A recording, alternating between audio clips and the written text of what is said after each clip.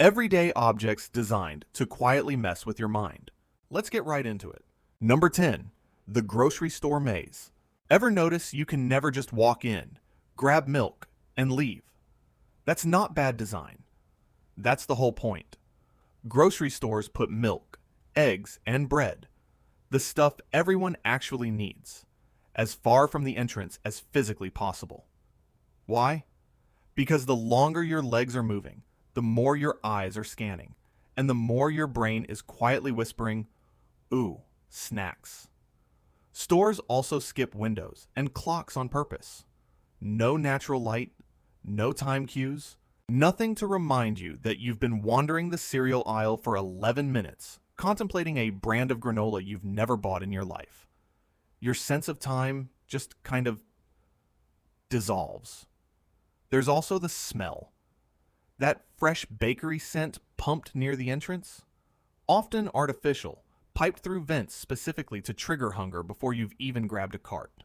Hungry shoppers buy about 60% more than shoppers who just ate. Supermarkets know this number better than they know their own return policy. Then, there's the cart itself. Bigger than it needs to be, on purpose. So, a half-full cart looks embarrassingly empty, nudging you to toss in just one more thing. Basically, the entire building is a slow-motion obstacle course engineered by people who studied exactly how bored, distracted, and suggestible humans get after 15 minutes under fluorescent lights. You think you're just doing your weekly shop. The store thinks you're a lab rat with a coupon. Number 9. The uncomfortable chair trick. Fast food restaurants don't hire interior designers who hate you personally. They hire ones who read the research. Hard plastic seats, weirdly bright colors, chairs bolted at slightly awkward angles. None of that is a budget accident. It's called turn and burn design, and its entire job is to make you finish your fries and get out. Comfortable seating invites lingering. Lingering means fewer customers per hour. Fewer customers per hour means less money. So the chairs are just uncomfortable enough that after 20 minutes, your body starts sending "we should probably go" signals without your brain ever consciously deciding anything. Some chains even use specific colors, reds and oranges, proven to subtly increase feelings of urgency and appetite, while sit-down restaurants that want you to stay and order dessert lean into deep blues, soft lighting, and cushioned booths that practically beg you to relax. Same species, same hunger, wildly different chair, wildly different behavior. And it's not just restaurants. Ever wonder why some public benches have weird armrests splitting them into sections? That's not for your comfort either. It's specifically there to stop people from lying down. Furniture, it turns out, is one of the most quietly manipulative objects in your daily life, and it never once had to say a word. Number 8. The elevator mirror trick. Elevators used to get a flood of complaints about wait times, even in buildings where the wait was objectively fast. Engineers tried speeding up the elevators. Didn't help much. Then someone had a weirdly simple idea. Put a mirror by the doors. Complaints dropped almost instantly. Turns out people weren't actually mad about the wait. They were mad about standing still with nothing to do. Give a person their own reflection to awkwardly not look at, and suddenly 30 seconds feels like 10. Your brain isn't measuring real time. It's measuring how occupied you felt while time was passing. This trick is everywhere once you notice it. Crosswalk buttons that don't actually control the light, just give you the illusion of doing something. Hold music on customer service calls, specifically designed to sound busy, so you assume progress is happening. Even hospital waiting rooms angle TVs and place fish tanks strategically, because a distracted brain is a patient brain. None of these objects are lying to you exactly. The elevator really is that slow. The crosswalk really does eventually change. But they're all quietly managing your perception of time instead of the actual time itself. Which is honestly a little unsettling once you realize how much of your day is spent being gently, invisibly babysat by furniture and mirrors. Number 7. The casino carpet. Walk into a casino and the first thing that hits you, before the lights, before the noise, is the carpet. Loud, chaotic, borderline ugly patterns that look like they were designed during an argument. That's deliberate. Confusing floor patterns subtly discourage you from looking down, which means you keep looking up. At the lights, the machines, the promise of the next spin. Casinos also famously ditch clocks and windows entirely, for the same reason grocery stores do, just cranked to an extreme. No sense of day or night. No sense of, wow, I've been here 6 hours. The air is often lightly oxygenated too, keeping people more alert and awake than they'd naturally be at 3 a.m. Even the layout is a maze on purpose, winding paths between machines so that leaving requires effort, while every slot machine is engineered with near-miss animations, spins that almost land the jackpot but don't. Tricking your brain into feeling like a win is always one pull away. Your nervous system doesn't fully distinguish between I won and I almost won. Both light up the same reward pathways. So the whole building, floor to ceiling, is basically one giant object built to keep your dopamine confused and your feet moving. You're not paranoid for feeling like the room doesn't want you to leave. It genuinely doesn't. Number 6, the IKEA route. Ever gone into IKEA for one lamp and left 90 minutes later with a rug, 3 candles, and existential doubts about your kitchen? That's not you being weak-willed. That's the floor plan. IKEA stores use a single, forced, winding path with almost no shortcuts, deliberately routing you through every single department whether you need it or not. It's called the long tail layout, and it's engineered so you physically cannot skip to the exit without walking past hundreds of tempting little home objects you didn't know you needed. Worse, there are barely any windows or clocks along the route, so, you guessed it, your internal sense of time quietly checks out somewhere around the lighting section. The store also uses showroom rooms instead of shelves, so you're not just seeing a couch, you're imagining your actual life happening on it, which makes walking away feel oddly harder than it should. And the exit? Conveniently routed through the marketplace hall of cheap impulse buy items, candles, mugs, tiny plants, right before checkout, when your resistance is at its most exhausted. The whole building is basically a 300-meter-long trust fall into your own wallet, and somehow you signed up for it voluntarily on a random Saturday. Number 5, the traffic light countdown. Pedestrian countdown timers feel like a small kindness, a friendly little number telling you exactly how many seconds you've got left to cross. Helpful, right? Except researchers found something strange. At intersections with visible countdown timers, drivers waiting at the light started speeding up right before it turned green, anticipating the exact second, sometimes even gunning it a beat early. The very object designed to make crossing safer quietly turned some drivers into amateur drag racers with a 5-second warning.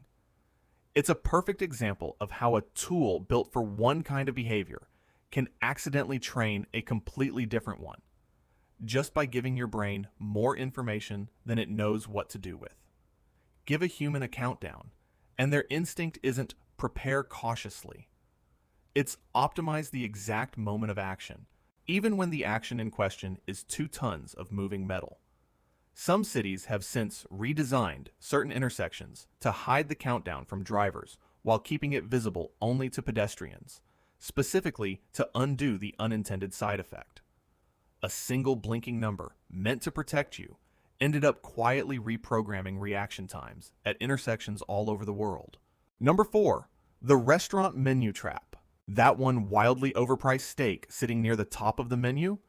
It's probably not there to be ordered. It's there to be a decoy, making every other entree look like a bargain by comparison. A psychological trick called anchoring.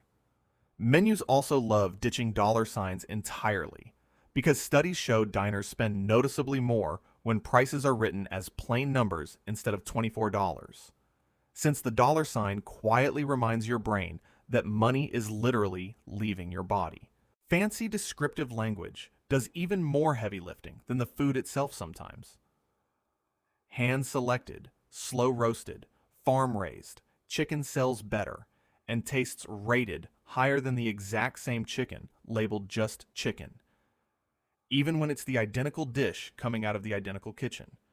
Menus are also physically shaped like a map your eyes are trained to read, with the top right corner getting the most attention, which is exactly where restaurants tend to place their highest margin items. Even the boxes and borders around certain dishes aren't decoration. They're eye magnets, silently nudging your fork toward whatever makes the restaurant the most money. You think you're freely choosing dinner. Really, you're navigating a small paper battlefield engineered by people who've read more menu psychology than most therapists read actual psychology. Number 3. The airport slow walk. Airports are one giant meandering funnel, and that's not an accident of architecture. It's revenue engineering.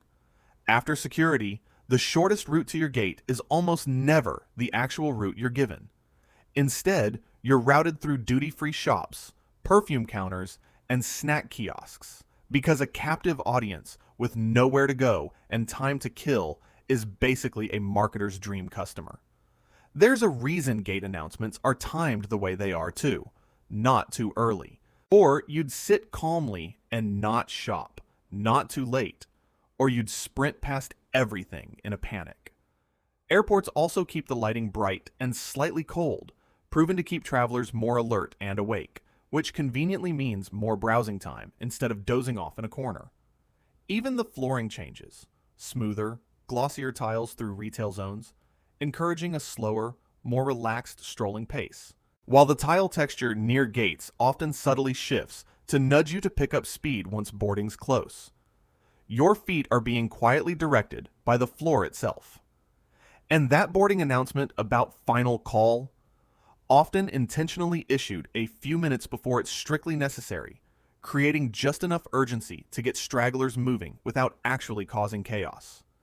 The entire building is a slow, glossy funnel, gently squeezing dollars out of you between your flight and your patience. Number 2. The slot machine sound effect. Even if you've never gambled a day in your life, this one still gets you. That cheerful little cha-ching jingle on apps, games, and even some ATMs isn't random. It's copied almost directly from slot machine sound design, engineered over decades to trigger a dopamine spike, whether you actually won anything or not. Mobile games use it constantly. Complete a level, get a sound. Open a loot box, get a sound. Get 3 stars instead of 2. Get a slightly bigger, slightly more triumphant sound. Your brain doesn't fully separate achievement from reward. A satisfying jingle can make failure feel weirdly okay, and success feel bigger than it actually was. Even everyday notification sounds are tuned this way. Phone chimes are pitched in a specific frequency range, proven to grab attention fastest and feel most rewarding, which is exactly why a simple text message can give you a tiny hit of anticipation before you've even looked at the screen. None of this is illegal. None of it is even hidden. It's sitting right there in App Store reviews and UX design blogs. It's just quiet enough and pleasant enough that almost nobody stops to ask why a 2-second sound effect makes checking your phone feel like winning something. Number 1. The doorknob you never questioned. This one's almost too simple to notice, which is exactly why it works so well. Public doors are often designed with a flat push plate on one side and a pull handle on the other, specifically so your hand knows what to do before your brain even processes it. When that design breaks, a pull handle on a push door for instance, people don't just get confused. They get weirdly frustrated, sometimes yanking a door repeatedly before giving up and pushing. Designers even have a name for this failure. A Norman door, after the guy who pointed out that bad design quietly makes you feel dumb for a mistake that was never yours. But here's the unsettling part. Good design does the opposite just as invisibly. It removes your ability to think at all. You don't decide to push. Your hand just does it, guided by a flat metal plate you've never consciously registered in your life. Every day, dozens of objects are quietly making tiny decisions for you before you're even aware a decision existed. The shape of a handle, the angle of a chair, the color of a wall. Most of it is harmless. Some of it is genius. All of it means the world around you is a lot less neutral and a lot more persuasive than it looks. That's all for today. I'll be making similar videos in the future. Subscribe to see them.